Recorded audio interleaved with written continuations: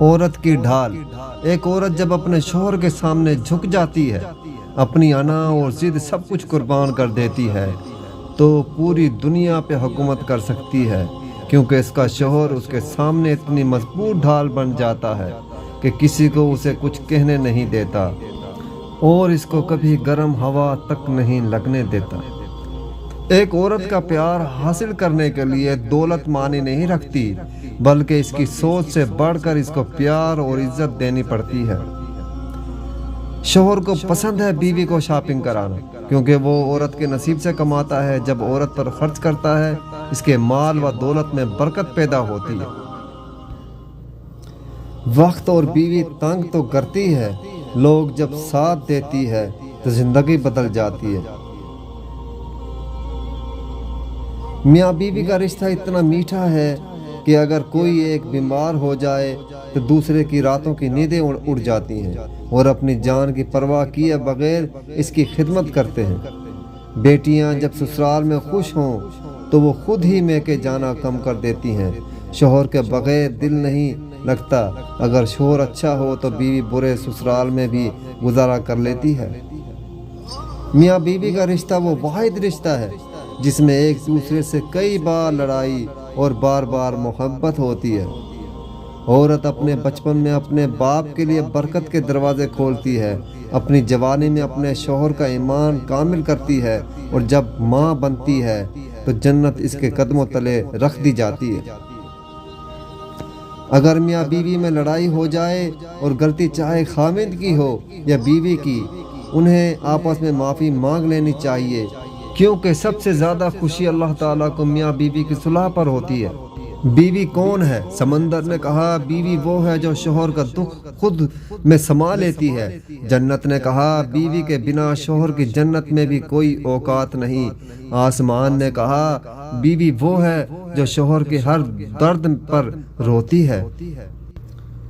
جب کھانا کھانے بیٹھو تو ایک لقمہ اپنے ہاتھوں سے بیوی کے منہ میں ڈال دے دو، کیونکہ یہ میرے نبی کریم صلی اللہ علیہ وسلم کی سنت ہے۔ نبی کریم صلی اللہ علیہ وسلم اپنے ہاتھوں سے اماں عائشہ کو لقمے بنا کے کھلاتے تھے۔ محبت کرنے والا مرد عورت کی زندگی میں صرف ایک بار آتا ہے۔ سمجھدار عورت اسے پیار، محبت اور فرما برداری سے اپنے ساتھ رکھتی ہے، اور بے وقوف عورت اسے اپنی انا اور ضد کی وجہ سے کھو دیتی ہے اور ساری زندگی پچھتاتی ہے۔ وہ انسان جو پورا دن بھوکا پیاسا رہ کر شام کو روزے کی حالت میں افطار کے دسترخوان پر بیٹھ کر دعا میں اللہ تعالیٰ سے اپنی نہیں بلکہ تمہارے لیے باتیں کرتا ہے، تو سوچو وہ انسان تم سے کتنی محبت کرتا ہوگا۔ روزے کی حالت میں اپنی بیوی کا ماتھا چوم کر اسے اظہار محبت کرنا سنت نبی کریم صلی اللہ علیہ وسلم ہے۔ اپنی ماں اور بیوی کو بے پناہ عزت دو، کیونکہ ایک تمہیں دنیا میں لے کر آتی ہے اور دوسری تمہارے لیے ساری دنیا چھوڑ کر آتی ہے۔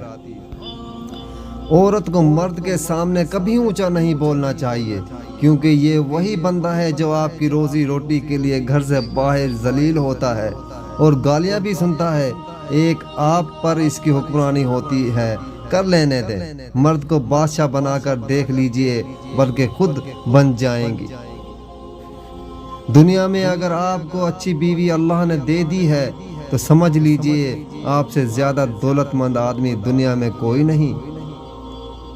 دنیا میں صرف ایک محبت ایسی ہے جس کو دیکھ کر اللہ خوش ہو جاتا ہے، وہ بیوی کی خاوند سے اور خاوند کی بیوی سے محبت ہے۔